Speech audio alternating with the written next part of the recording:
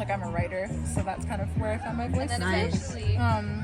Right through films and stories and stuff. But that being said, yeah, it's like throat chakra has been my biggest block. Well, maybe one day. One day. Yeah. There's gonna be time. We're gonna have time to play around. Shape shift.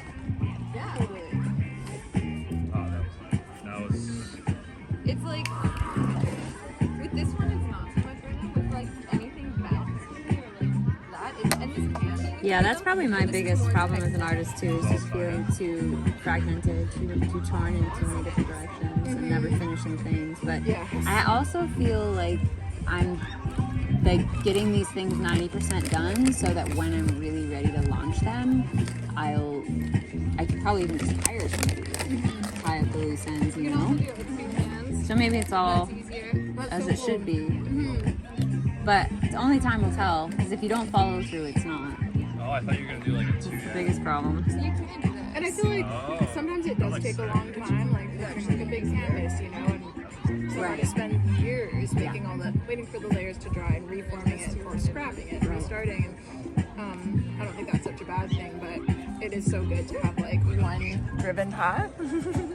You're adorable. I'm sorry. No, I'm like, oh, I got No, but you were saying about the art.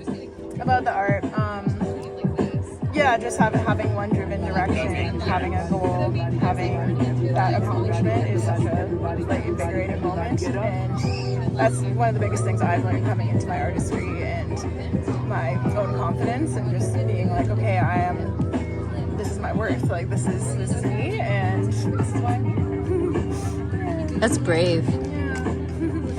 It's such a gamble, like investing in your own art form, whatever Absolutely. it is. Yeah, it's scary, and yeah, there's a lot of ups and downs, but like we were saying earlier, when you're seeing that top of the mountain peak so close, being able to climb that, taste it, you can smell it.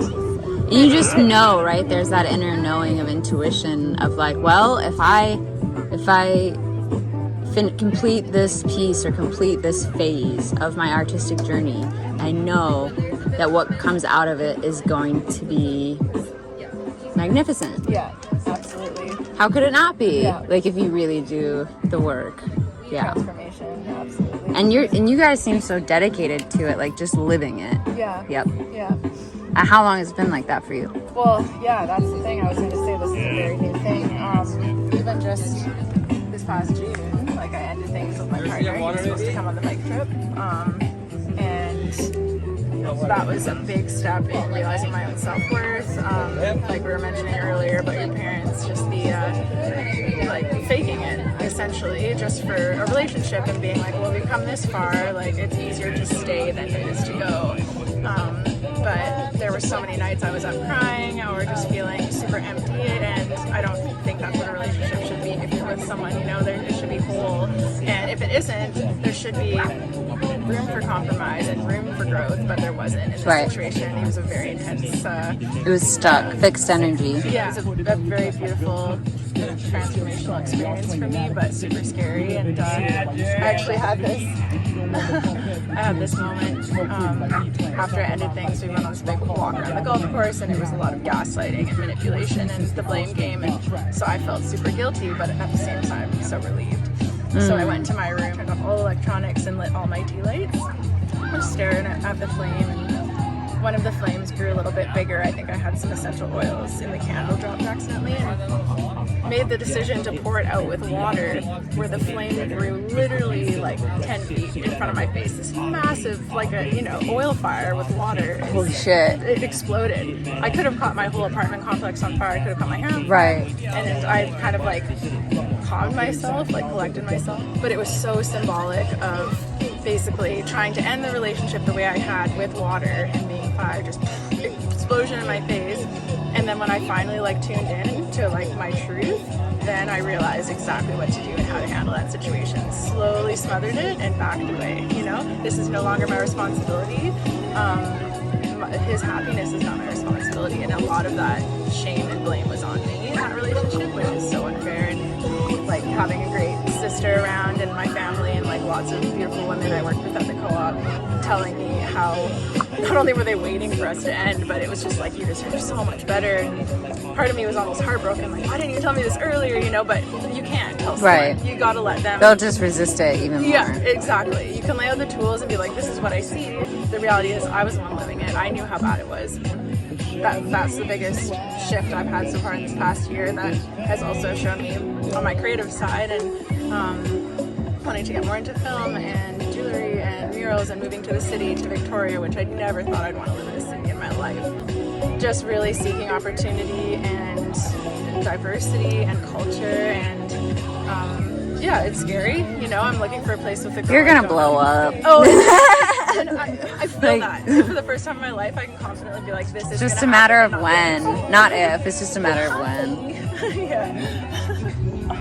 The funny thing is like when I set out to do this interview series, I thought I would be only interviewing elders, and I was just telling you that. But like I'm realizing, oh shit, like everybody has wisdom. Like it doesn't matter. No, that's really beautiful. I love your intention with the elders, and I think there's so much wisdom there. But I agree. Like even interviewing children, you know, Right. how Oh, with that absolutely. Just no filter, Yeah. just them going deep and They're wise ones, very wise ones. And they see auras and they can sense our energies. Like I can see when babies just are this glowing smile watching me come down the street, and it's just like, okay, there's no way they can't see the energy I'm emitting to them right now. Right. Whereas we reach a certain age as adults where You can't feel it. that, but You we can't can't feel feel it it. like that anymore. Yeah, exactly. Mm-hmm. So it's such a special thing. That's Getting one back reason to I the love pooping. the delta and the theta brainwave state where imagination and reality are one and the same. Yes. Yeah. Wow. Beautiful. Yeah, thank you. What's your name for the Roz? Thank you, Roz. How do you spell it? R-O-Z. Okay, beautiful.